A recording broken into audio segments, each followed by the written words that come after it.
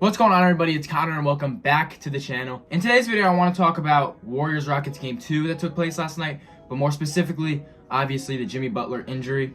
In the second quarter, Jimmy Butler went up for a rebound off an Amen Thompson miss, and Amen Thompson came from behind him and went under his legs, and therefore Jimmy came down hard on his butt, kind of.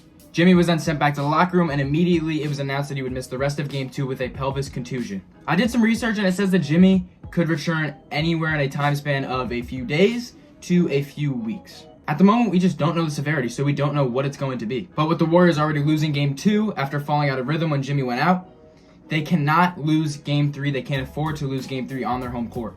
But it's going to be very hard to win these games because Jimmy is a winning player, and he's helped this Warriors team so much throughout these last couple months to improve their record drastically. And the record shows that. The Warriors were 25-25 when they traded for Jimmy Butler, which is 16th in the NBA. Once they traded for Jimmy, they went 23-7 from there, which is 4th in the league in that 30-game span. But not only does the record prove it, the stats prove it too.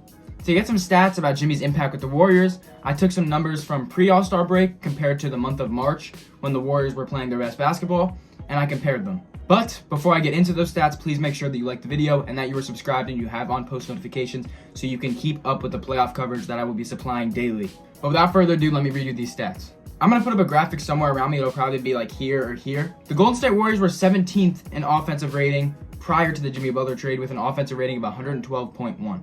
With Jimmy, they leaped up to an offensive rating of 116.1, which was good enough for 15th in the league in that span.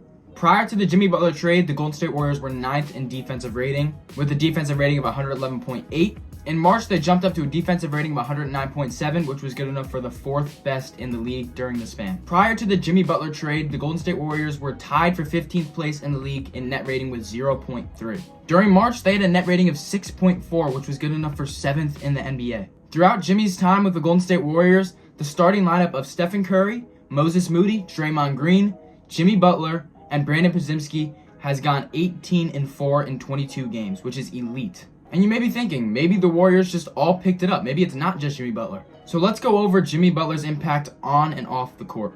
So first of all, Jimmy Butler led the Golden State Warriors in minutes per game throughout March with 33.4 minutes per game. So he wasn't off of the court much, but when he was off of the court, these were the Golden State Warriors' key statistics.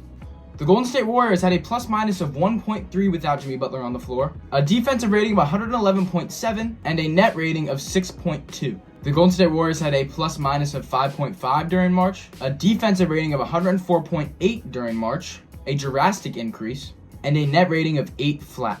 And all of these stats, including the team impact stats, show you the impact that this guy has on winning and why it's such a big loss with this injury. Plus all of this, Jimmy was really starting to get into his groove. He had 4 straight 24-plus point games, and it really seemed like playoff Jimmy was back. And Jimmy passes the eye test so well with this Warriors team. It feels like he never makes bad decisions. He knows when to slow the game down when other guys can't. And he's perfectly okay with taking the back seat behind guys like Steph, which is what makes this injury so catastrophic for Golden State.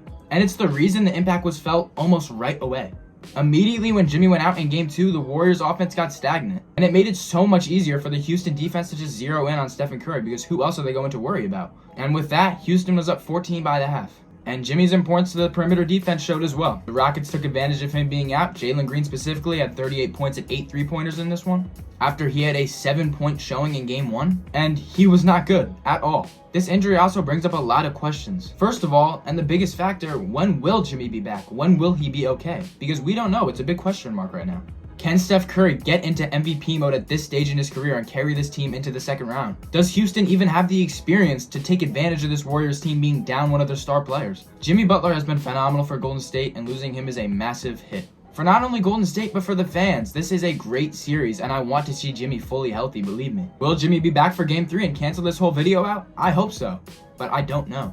This has already been a banger of a series through 2 games, and it really is such a shame to see Jimmy go down like that. So I truly hope he does make his way back, fast and fully healthy. But whether he does or doesn't, the show will go on nonetheless. I hope you guys enjoyed this breakdown. Be sure to like, subscribe, turn on post notifications, and I'll catch you guys next time.